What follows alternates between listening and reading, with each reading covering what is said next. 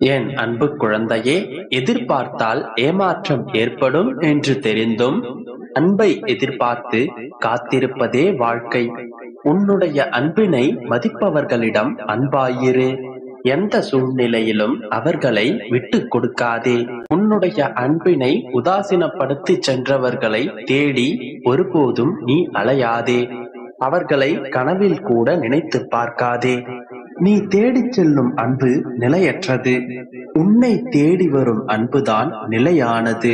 நீ சொல்ல மறந்த அன்பு, உறவு, நட்பு, நன்றி, மன்னிப்பு இவையெல்லாம் இன்றே சொல்லிவிடு.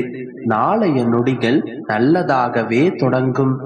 தான் சொல்வதே சரி என்று வாதாடுபவர்கள் உறவுகளை இழக்க நினைப்பவர்கள். பல வகையான கேள்விகளுக்கும் விமர்சனங்களுக்கும் மௌனமே சிறந்த பதில். பேசாமல் கேட்டுக்கொண்டே இருப்பவர்கள் உறவுகளை வெல்ல நினைப்பவர்கள். நீ வெல்பவரா இழப்பவரா என்கின்ற முடிவு உன்னுடைய கைகளில் இருக்கின்றது. நீ தேவைப்படாதவரை உன்னை ஒதுக்கி வைப்பார்கள்.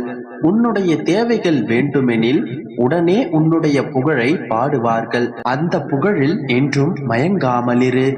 உன்னை விளக்கியவர்களுக்கு எப்போது உதவி தேவைப்படுகிறதோ அப்போது அவர்களை நீ ஒதுக்கிவிடு. அவர்களுடைய வழியிலேயே அவர்களுக்கான பாடங்களை நீ கற்றுக்கொடு. எது உன்னிடத்தில் நிலைக்கும் என்று நினைக்கிறாயோ அதுதான் முதலில் உன்னை விட்டு விலகி போகும். எதுவும் யாருக்கும் இங்கே நிரந்தரமில்லை என்பதுதான் நிதர்சனமான உண்மை. உன்னை நேசிக்க யாரும் இல்லை என்று கவலைப்படாதே. நீ பிறப்பதற்கு முன்பே உன்னுடைய தந்தை உன்னை நேசிக்க தொடங்கிவிட்டார் என்பதை மறந்து விடாதே. நீயாக வாழ கற்றுக்கொள். சிலர் உன்னை வெறுப்பர், சிலர் உன்னை நேசிப்பர். எதற்கும் கவலைப்படாதே. இதுதான் வாழ்க்கை. நீ சுமக்கின்ற நம்பிக்கை நீ கீழே விழும்போது உன்னை சுமக்கும். எத்தனை இன்னல்கள் வந்தாலும் சரி, சிறந்த சிந்தனைகள், உயர்ந்த எண்ணங்கள் உன்னை எப்போதும் நிலையாக வைத்திருக்கும். குழந்தையே, எதையும் பேசும் முன்பாக கவனமாக பேசு. பேசிய பின் வருந்தி எந்த பயனும் இல்லை. என் குழந்தையே, நான் சொல்வதை கவனமாக கேள். உறவுகளோடு இருக்கும்போது இறைவனின் பார்வை உன் மீது இருக்கின்றது என்பதை நினைத்து மகிழ்ச்சியோடு வாழ பழகு. நீ தன்னந்தனியாக இருக்கும் போது அந்த இறைவனே உன்னோடு இருக்கிறான் என்று நம்பிக்கையோடு இரு. என் செல்ல பிள்ளையே, உன்னுடைய அப்பா நான் என்றுமே உன்னோடுதான் இருக்கின்றேன். நீ எதை நினைத்தும் கவலைப்படாமல் சந்தோஷமாக இரு. எது வந்தாலும் ஏற்றுக்கொள், எது போனாலும் விட்டுவிடு.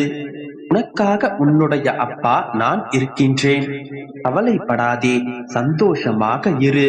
என் குழந்தையே, நீ எந்த வேண்டுதலையும் என்னிடம் வைக்க வேண்டிய தேவை இருக்காது.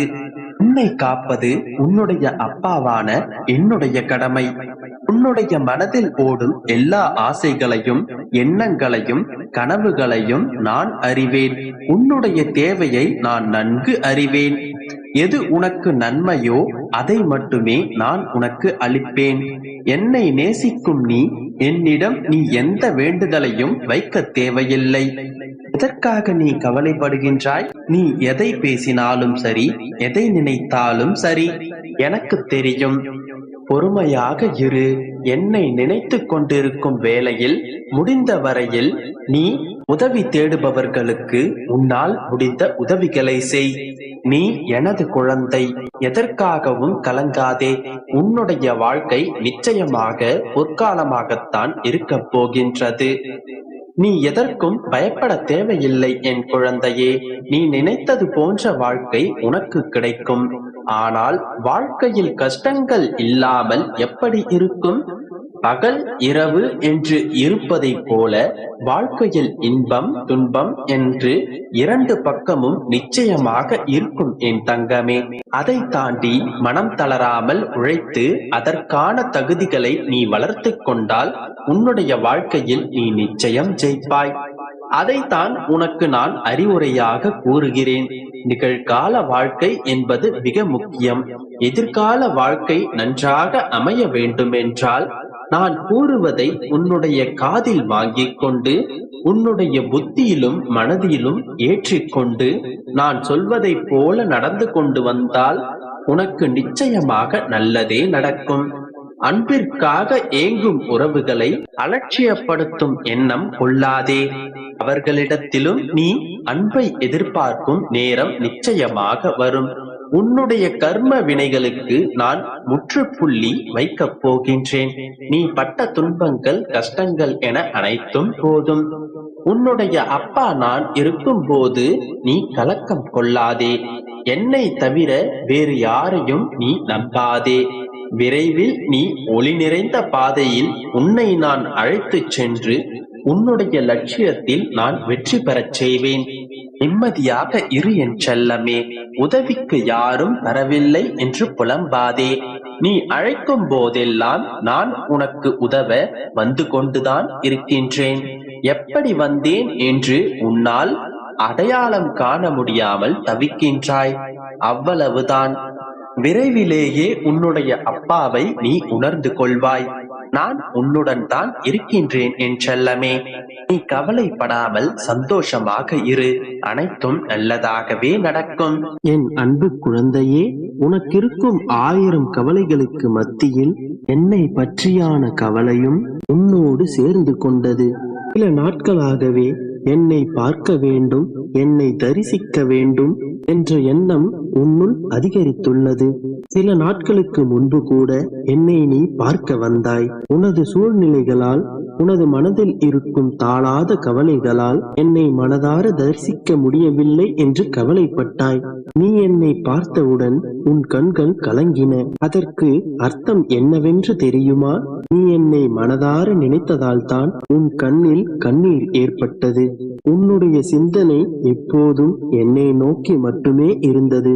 பிறகு ஏன் மனதார என் அப்பாவை நான் தரிசிக்க முடியவில்லை என்று கவலைப்படுகின்றாய்?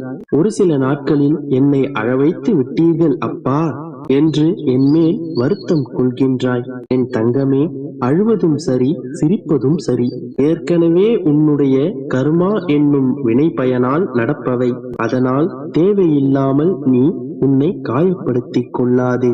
என்னை பார்த்துவிட முடியுமா என்ற உன்னுடைய கேள்விக்கு பதில் தருகிறேன் கேள். நான் எங்கும் எப்போதும் எதிலும் நிறைந்திருக்கின்றேன். உன் புலன்கள் வழியாக நீ எதை உட்கொண்டாலும் அதன் வழியே எழும் உணர்வுகளே உன்னை உணர்விக்கின்றது. உணர்வதுதான் அனைத்துமே. உணர்வுகளை தூண்டும் கருவிகளாகவே மற்ற அனைத்தும் இருக்கின்றது. கண்களால் பார்வை என்று எடுத்துக்கொண்டால், நீ என்னை பார்க்கும் போது உன் கண்கள் வழியே ஒரு உணர்வு ஏற்படுகின்றது. நீ என்னை பார்ப்பதை அது உணர்த்துகின்றது. அதே போலத்தான் கேட்பதும் ருசிப்பதும் நடக்கின்றது. இங்கு உணர்வே பிரதானம்.